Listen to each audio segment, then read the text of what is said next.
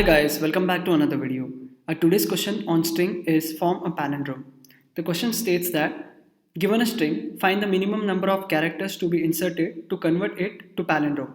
For example, in the string AB, the number of insertions required is 1, which can be either B or A.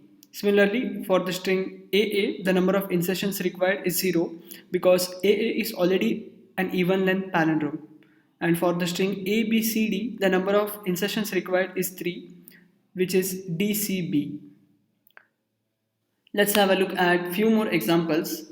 Let's consider the string geeks, which is not a palindrome. So in order to make it a palindrome, we need to insert 3 characters, which are S, K and G, which can be inserted in 2 different ways in order to make it a palindrome.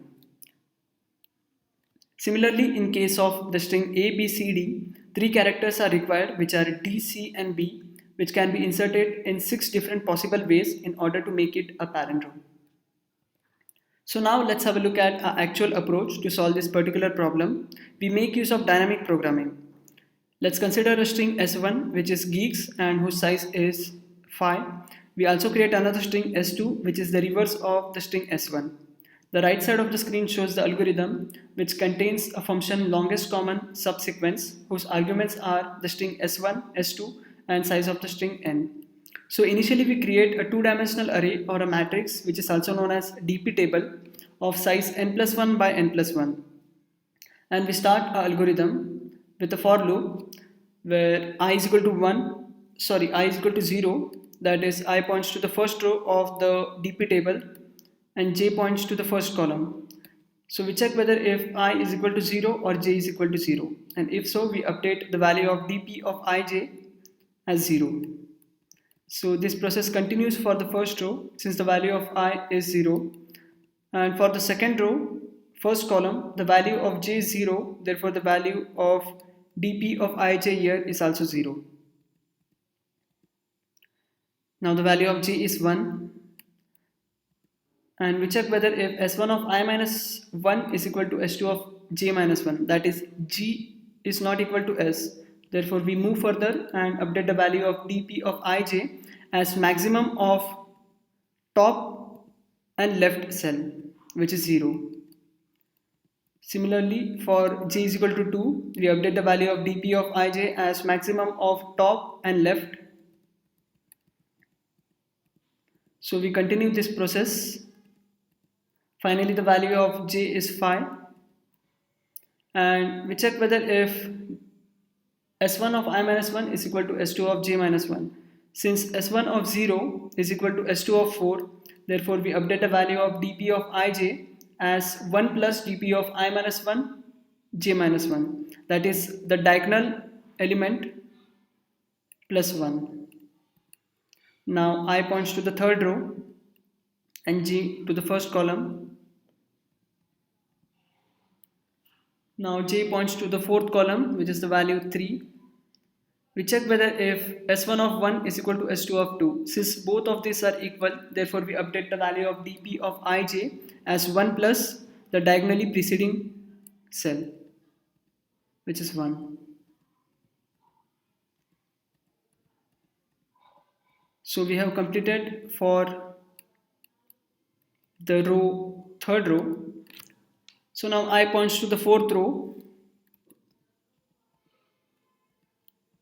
and we keep on updating the values of the DP table as follows. So finally we have completed updating the values of DP table, and finally we return the value of DP of n comma n, that is we return the last value, which is DP of 5 comma 5, and we store it in a variable called length. So the value of length will be 2, and then we find the number of insertions as n minus length, which is 5 minus 2, which is the value 3. Therefore we required 3 insertions for the string geeks in order to make it a palindrome. So now let's have a look at our actual code. The driver code is already given. We just need to complete the function countMin, whose argument is the string s1. So in the function countMin, we have created a string s2, which is a copy of s1, and we have reversed that string, which is s2, and we have stored the string length of s1 in a variable called n, and then we have called the function lcs, which is longest common subsequence, and the return type is stored in the variable length. So let's have a look at lcs, whose arguments are the string s1, s2 and the length of the string. So we have created a two-dimensional array, namely dp, of size n plus 1 by n plus 1, and as we have seen in the explanation part, we have two for loops, one for I and j, for row and column, and we check whether if either row is equal to 0 or column is equal to 0. If so, then we update the value of dp of ij as 0. Else we check whether if s1 of I minus 1 is equal to s2 of j minus 1. If both these characters are equal, then we update the value of dp of ij as 1 plus the diagonally preceding cell of the dp table. Else we update the value of dp of ij as maximum of the top and left cell for that particular cell. And finally we return the last cell of the dp table.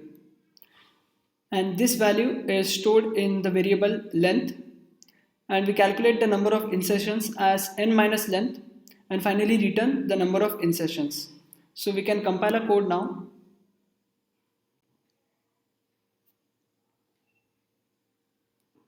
The code is compiled, so we can submit it now. And it got submitted successfully. So if you found the video helpful, then do hit that like button and subscribe to my YouTube channel for more such upcoming videos on must do coding questions for interview preparations. Thank you.